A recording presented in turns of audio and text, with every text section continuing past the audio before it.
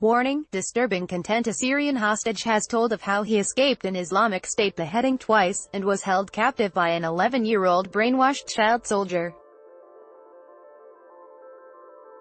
Hussein Mosa, 31, was captured in January by the evil terror group during a sandstorm and taken to Baghuz, the remaining tiny stronghold of the so-called caliphate. Because of his skill at smuggling, Mosa claims to have been captured by the depraved death cult 6 times since he took up arms against them. The brave Syrian told his extraordinary story to the Sunday Times, including how the blood of another beheaded and splattered over him as he waited to be executed, only to walk away moments later. He was among dozens of hostages used by desperate militants as human bargaining chips. Some of the men were slaughtered in front of cameras, with their grisly deaths posted online as a disgusting negotiation ploy. IS fighters are currently besieged with bombings and street battles in the last sliver of the land they still maintain in Baghuz in northeast Syria.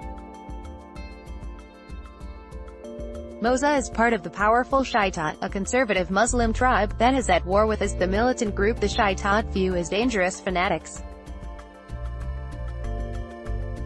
The tribe fights alongside the Syrian Democratic Forces (SDF), the alliance backed by the US or other coalition forces. Incredibly, Mosa says he has been captured by IS 6 times and has endured months of torture at the hands of the brainwashed extremists. Each time he has been freed, once after allegedly being pardoned by self-proclaimed Caliph Abu Bakr al-Baghdadi after a direct request from his relatives. Speaking about his capture in January, Mosa said, "They put 53 of us inside a caravan and gave us a sheet of plastic to urinate on. There was no air inside. One man got very sick for 3 days and he died at night. The next morning they put him in a grave next to the caravan. One day they took 5 of the prisoners into a house and shot them." On Mosa's first execution experience, militants dragged him into an abandoned building and began filming him. He knelt alongside 3 other men dressed in orange outfits. One man's throat was cut in front of Mosa by an executioner who was dressed in black. Mosa told The Times, "They pushed me to my knees and put the knife to my throat.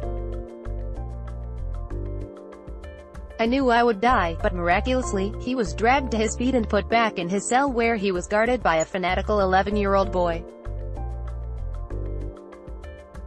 1 month later, he was again summoned to be executed." Mosa was one of 9 prisoners taken from their dark caravan cell seemingly at random. When he asked one of these fighters, "Where are we going?" the depraved cult member replied, "To your death." They were then driven to the outskirts of Baghuz before Mosa was again thrown down on his knees as an executioner pushed his head into the desert sand. But as Mosa said his last rites, he heard someone shout, "Run," and the pressure on his head and back was lifted. The IS fighters were gone and the prisoners were running towards a ridge where they could see SDF soldiers.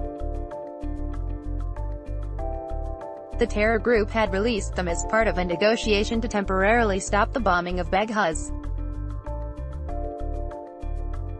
Smiling with a grin, Mosa said, "I ran around hugging everyone. My life had begun again. I went from death to life in 10 minutes. The SDF has negotiated the release of more than 40,000 civilians from his areas since December, while the talks to free Mosa began 3 weeks ago." While the 31-year-old is thankful to have been released, his fight against IS is not over. He insists he still needs his car back from the extremist group because he needs it for work. This story was originally published on The Sun and was reproduced with permission.